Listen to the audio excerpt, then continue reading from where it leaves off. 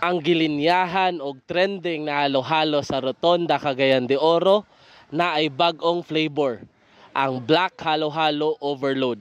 Good morning, travelers! Welcome to another Kentot Eats.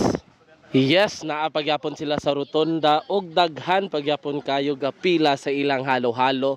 Samot na karon na naa sila'y bag-ong gi-introduce ang Black Halo-Halo. And everyday naa sila sa Rotonda ga display from 10 a.m. to 6 p.m. Activated charcoal daw ni ang ilang ice cream na ginagamit. And nag-additional na po siya mga staff o tao para paspas na ang ilang lihok. Ilang Black Halo-Halo Overload is 99 pesos. And ako i-introduce sa inyo kung unsay sulod. So naa na siya black and white kulaman.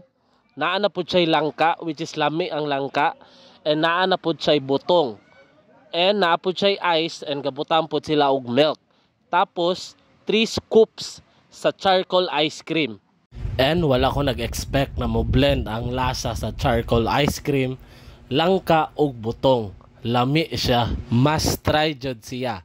So hangtod sa sunod na Kentot Eats, kita kits travelers.